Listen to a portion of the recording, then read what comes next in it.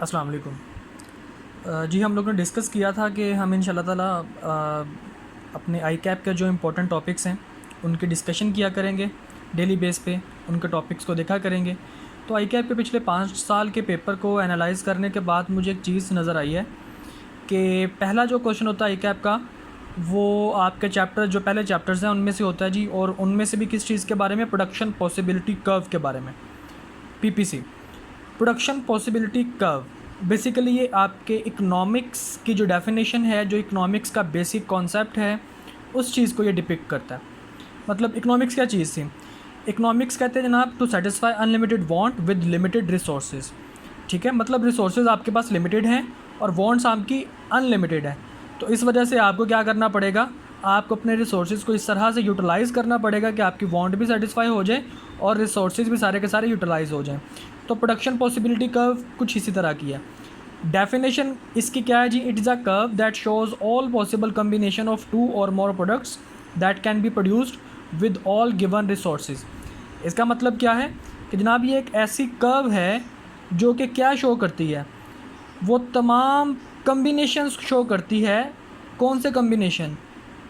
2 या 2 से ज़्यादा प्रोडक्ट्स के कम्बिनेशन जिनको प्रोड्यूस किया जा सकता है, यानी कि जो चीज़ें बनाई जा सकती हैं आपके रिसोर्सेज के साथ, उनकी कर्व को, उनके कम्बिनेशंस को ज्वाइन करने के बाद उनकी कर्व को हम लोग क्या कहते हैं? Production possibility curve. अब बेटा आई कैप ने क्वेश्चन इसके डिफरेंट पूछे हुए हैं, मतलब 2 नंबर के लिए भी पूछा है, 4 नंबर के लिए भी पूछा है, 6-8 नंबर तक वो गया हुआ है। मतलब मैक्सिमम मार्क्स इसके 8 नंबर तक हैं। आपको इकोनॉमिक्स के पेपरों में भी मैक्सिमम मार्क्स 8 के 10 नंबर के आएंगे। तो इसलिए मैं कोशिश ये करूँगा कि आप लोगों को जो मैक्सिमम मार्क्स के लिए चीज़ बताई जाए। तो डेफिनेशन के बाद बेटा सेकंड नंबर पे स्टेप हमारा आता है एजम्पशंस का।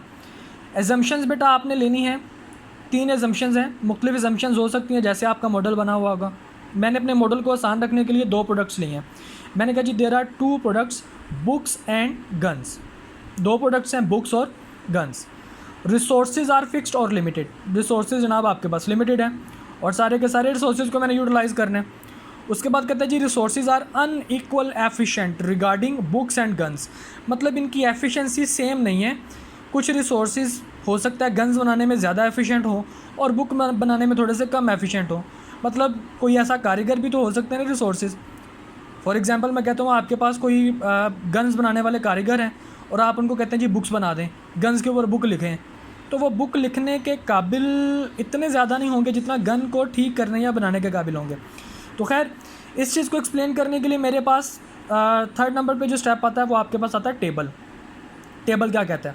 टेबल कहता है जी आपके पास मुख्तलिफ कम्बिनेशन है। पहला कम्बिनेशन ए क्या कहता है जी, आप सारे के सारे रिसोर्सेज गन्स में लगा दो और बुक कोई नहीं बनेगी, गन्स आपके पास 20 बन जाएंगी। ठीक है। सेकंड नंबर पे आपके पास कम्बिनेशन आता है बी।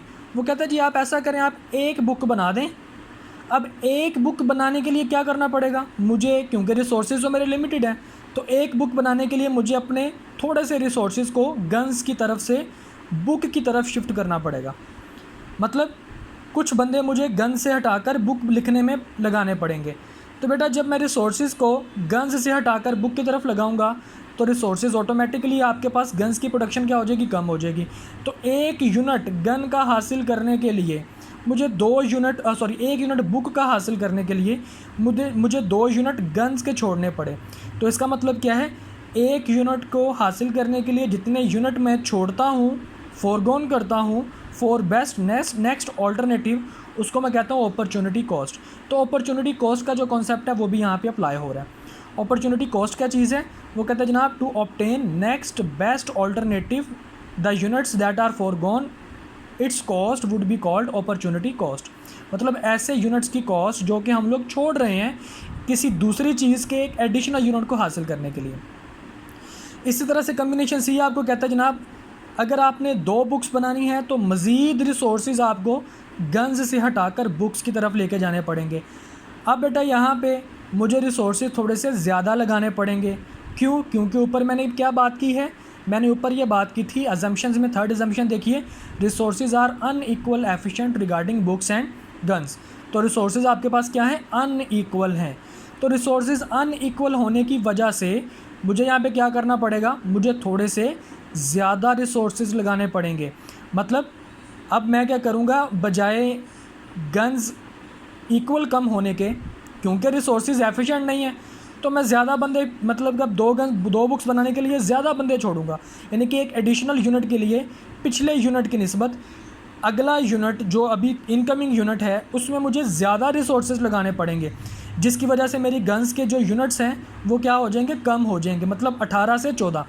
पहले आप देख सकते हैं एक यूनिट हासिल करने के लिए मुझे 2 गन्स छोड़नी पड़ी, और 2 यूनिट्स हासिल करने के लिए मुझे 4 गन्स, यानी कि अगर मैं दूसरे यूनिट की बात करूं तो मुझे यहाँ पे 4 गन्स छोड़नी पड़ी पिछले यूनिट की निस्बत ज़्यादा।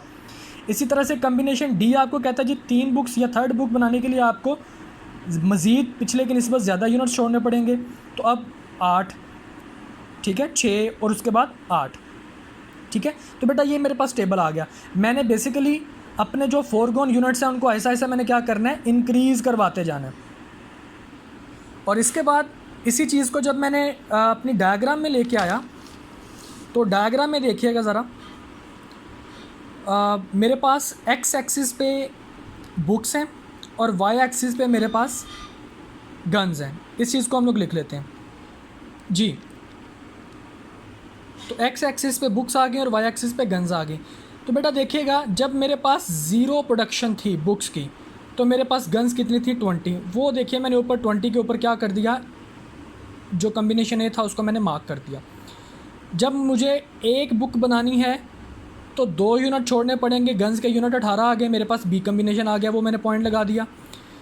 2 यूनिट्स के लिए मेरे पास रिमेनिंग जो बुक्स के जो पॉइंट होंगे वो कितने आ गए मेरे पास, वो आ गए 14 तक।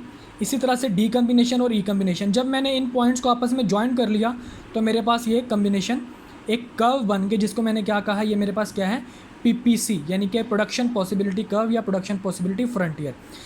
अब अच्छा, अब बेटा जब आपने टेबल और डायग्राम बना लेनी तो इसके बाद आपके पास उसको हमने एक्सप्लेन करना है। जैसे हमने टेबल बनाया या डायग्राम बनाई वैसे ही हम एक्सप्लेन करेंगे।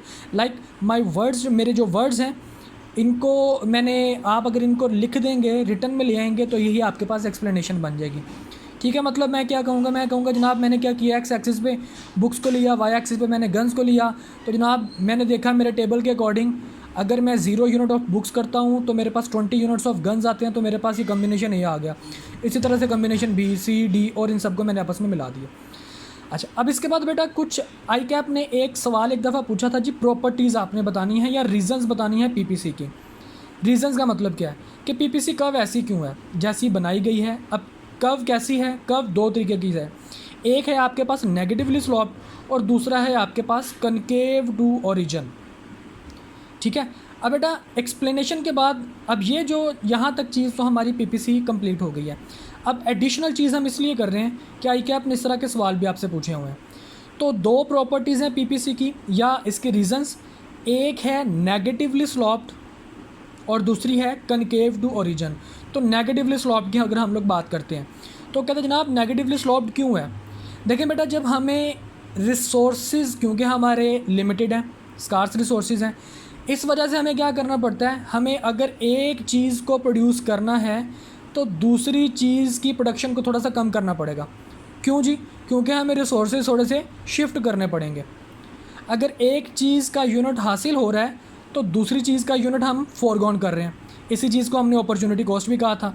तो अगर एक चीज़ को इंक्रीज़ करवा रहा हूँ और दूसरी चीज़ को डिक्रीज़ करवा रहा हूँ तो इसका मतलब क्या है कि इनके दरमियान इन्वर्स रिलेशन है, और इन्वर्स रिलेशन होने की वजह से इस चीज़ को मैं क्या कहता हूँ, ये आपके पास नेगेटिवली स्लोप्ड होती है, ठीक है। क्योंकि there is inverse relation between one and other product, therefore it is negatively sloped, ठीक है बेटा। और आपको ये रीज़न जो है वो नज़र आ रही होगी बेटा, जो रीज़न आपने वही लिख देनी है, इसमें कोई रॉकेट साइंस नहीं है, आप अपनी वर्डिंग भी यूज़ कर सकते हैं। और इसकी सेकंड जो प्रॉपर्टी हमने देखी थी या रीज़न देखी थी जी, कनकेव टू ओरिजिन। इसकी सेकंड प्रॉपर्टी क्या है जी, कनकेव टू ओरिजिन। तो अब कनकेव टू ओरिजिन क्यों है जी। अब देखें बेटा, हमने अभी जिक्र किया था कि आपके जो रिसोर्सेज हैं वो अनइक्वल एफिशिएंट हैं, होते भी हैं। अब एक बंदा एक चीज़ में एक्सपर्ट है तो लाजमी नहीं कि वो दूसरी चीज़ में भी एक्सपर्ट हो, ठीक है।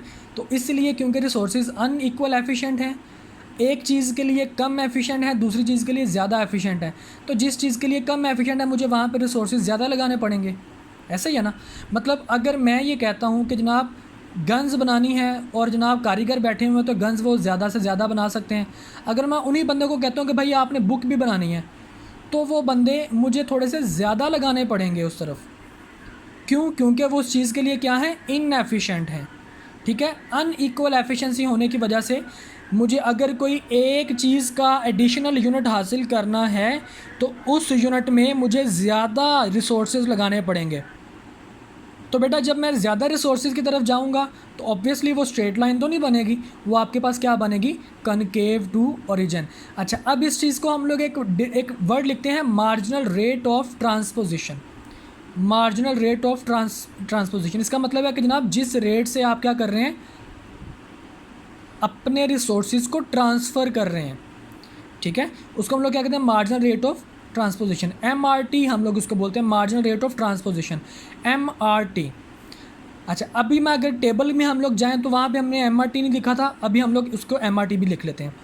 जी बेटा देखें, ये हम वापस अपने टेबल पे आए हैं और इस टेबल में हमारे पास वही कम्बिनेशन बुक और गन्स आपके पास अवेलेबल हैं। तो MRT, marginal rate of transformation या ट्रांसपोजिशन, ये आप देख सकते हैं कि यहाँ पे कम्बिनेशन ए में MRT तो ज़ीरो है, यानी कि नील है।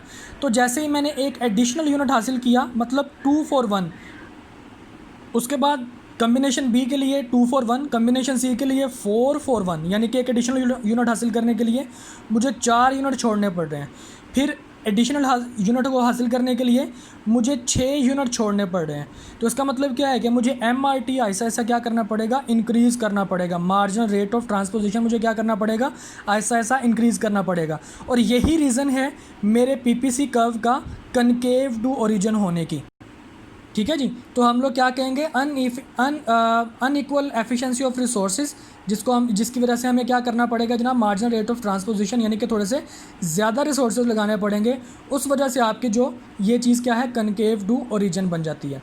अच्छा, अब बेटा यहाँ तक तो आपका ये सवाल कंप्लीट हो गया। ठीक है, प्रॉपर्टीज़ वगैरह भी। अब आई कैप ने एक सवाल अक्सर पूछता है, तस्वीर डायग्राम दे देता है वो, और डायग्राम देने के बाद आपको कहता है जी बताइए इस चीज़ को एक्सप्लेन कीजिए, कुछ भी नहीं पूछता। अब इस तरह की डायग्राम आपको पास पेपर में देखने को मिलेगी। अब ये डायग्राम का मतलब क्या है, ये हकीकत में अंडर यूटिलाइजेशन ऑफ रिसोर्सेज है। अब बेटा PPC बेसिकली चीज़ क्या है, PPC के बारे में ये कहा जाता है कि जनाब आपके पास जब तमाम रिसोर्सेज को फुल्ली यूटिलाइज कर लो, मतलब ये जो कम्बिनेशन ABCDEFGH जो आपकी PPC बनी है, ये फुल यूटिलाइजेशन ऑफ रिसोर्सेज है। कि रिसोर्सेज क्या है आपके, प्रोडक्शन पोटेंशियल पे। आगे चल कर हम लोग ये टर्म यूज़ करेंगे, production potential. Production potential basically क्या चीज़ है, आपके पास ये फुल यूटिलाइजेशन ऑफ रिसोर्सेज।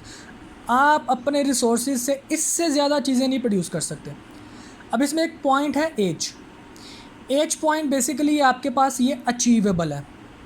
क्यों अचीवेबल है, ये इसलिए अचीवेबल है कि जनाब आप अपने रिसोर्सेज, क्योंकि आपकी PPC आफ्टर द पॉइंट एज है, यानी कि पॉइंट एज अंडर PPC है। इसका मतलब क्या हुआ कि आप अगर अपने रिसोर्सेज को अंडर यूटिलाइज्ड करते हो तो आप अपने पॉइंट एज को अचीव कर सकते हो। मतलब EFG तक ये कर्व जो बनी है, ये सारे के सारे पॉइंट्स कहाँ पे, ये मैक्सिमम प्रोडक्शन पे हैं। अगर मैं इनमें से रिसोर्सेज को अंडर यूटिलाइजेशन कर दूँ, मतलब कुछ रिसोर्सेज को फ्री छोड़ दूँ, कुछ को यूटिलाइज़ कर लूँ, तो बेटा आपके पास जो पॉइंट एच है ये क्या हो जाएगा, अचीवेबल हो जाएगा। ठीक है, लेकिन अगर मैं देखूँ पॉइंट आई की तरफ, तो पॉइंट आई जो बियॉन्ड द कर्व है, बियॉन्ड द PPC है, इसको मैं अचीव नहीं कर सकता। क्यों नहीं कर सकता, क्योंकि मैं ऑलरेडी अपने रिसोर्सेज को फुल यूटिलाइज़ कर चुका हूँ। इससे ज़्यादा यूटिलाइजेशन नहीं मैं कर सकता। मतलब एक दिन में कितने घंटे होते हैं जी, 24 घंटे। तो मशीन एक है मेरे पास, उसको 24 घंटे चला के मैं 1000 यूनिट बनाता हूँ। तो एक दिन में मैं ज़्यादा से ज़्यादा 1000 यूनिट्स बना सकता हूँ, उससे ज़्यादा यूनिट्स मैं नहीं बना सकता। इस वजह से मुझे क्या करना पड़ेगा, अब पॉइंट आई जो है वो मैं इस वजह से अचीव नहीं कर सकता। अच्छा जी, इसके बाद इसी चीज़ को मैं आगे फर्दर एक्सप्लेन करता हूँ, और वो क्या कहा यह जाता है कि जनाब ये बताइए कि जो पॉइंट बियॉन्ड द कर्व होता है, क्या वो अटेनेबल होता है। हम कहें जी अटेनेबल इन रिसोर्सेज के साथ तो नहीं हो सकता, लेकिन हाँ ये आपके पास अचीवेबल है, अटेनेबल है, हम इसको अटेन कर सकते हैं, इट कैन बी अटेन्ड। लेकिन कैसे अटेन किया जाए? अब पॉइंट ए को अटेन करने के लिए मुझे क्या करना पड़ेगा? अपने रिसोर्सेज को इंक्रीज़ करना पड़ेगा। अब रिसोर्सेज को मैं इंक्रीज़ कैसे करूँगा भाई? इंक्रीज़ करने का मतलब क्या है? वो कहता है जनाब अगर आपके पास पॉइंट ए है और ये आपके पास बियॉन्ड द कर्व है, ठीक है, और आपकी जो कर्व है वो ए बी कर्व, यानी कि पहले आपके पास ये कर्व थी, इससे बियॉन्ड पॉइंट ए था, तो इसको अचीव करने के लिए क्या करना पड़ेगा? तो बेटा इसको अचीव करने के लिए मुझे अपने रिसोर्सेज को इंक्रीज़ करना पड़ेगा। कौन कौन से रिसोर्सेज, कैसे इंक्रीज़ करूँ? फॉर एग्जांपल मैं कहता हूँ जनाब कैपिटल को इंक्रीज़ करवा लो। कैपिटल को इंक्रीज़ करवाओगे आपके रिसोर्सेज बढ़ जाएंगे, बिल्कुल बढ़ जाएंगे। नेचुरल रिसोर्सेज की डिस्कवरीज कर लो, नए नए नेचुरल रिसोर्सेज निकालो, स्किलफुल लेबर लेके आओ, टेक्नोलॉजी एडवांस करो, अपने प्रोडक्शन मेथड जो हैं उनमें एफिशिएंसी लेके आओ। तो आपके रिसोर्सेज जैसे ही इंक्रीज़ करेंगे, आप ए बी से नेक्स्ट यानी कि पॉइंट ए की तरफ, कर्व की तरफ क्या कर जाएंगे? शिफ्ट कर जाएंगे। तो पॉइंट ए भी जो है वो अटेन हो जाएगा, ठीक है। तो बियॉन्ड द कर्व जो पॉइंट होता है उनको अटेन करने के लिए आपको क्या करना पड़ता है? रिसोर्सेज को इंक्रीज़ करना पड़ता है। तो बेटा ये था आपके पास पीपीसी, और इस पीपीसी को आईकैप ने डिफरेंट मार्क्स के लिए पूछा है। अब ये मैक्सिमम मार्क्स के लिए मैंने आपको बता दिया। अब डिफरेंट क्वेश्चंस भी इसमें पूछे और क्वेश्चंस भी हमने डिस्कस कर लिए, ठीक है। तो आपने अपने मार्क्स के अकॉर्डिंग इस चीज़ को लेके चलना है। इंशाल्लाह ताला आपका जो अगर ये क्वेश्चन आता है तो इंशाल्लाह ताला ये क्वेश्चन आपको मैक्सिमम मार्क्स देके जाएगा, ठीक है। चलें जी, इंशाल्लाह ताला हम हमारी नेक्स्ट वीडियो में आपको कोई नया टॉपिक जो कि आईकैप में बड़ा पॉपुलर है उस चीज़ को हम लोग डिस्कस करेंगे। अल्लाह हाफ़िज़।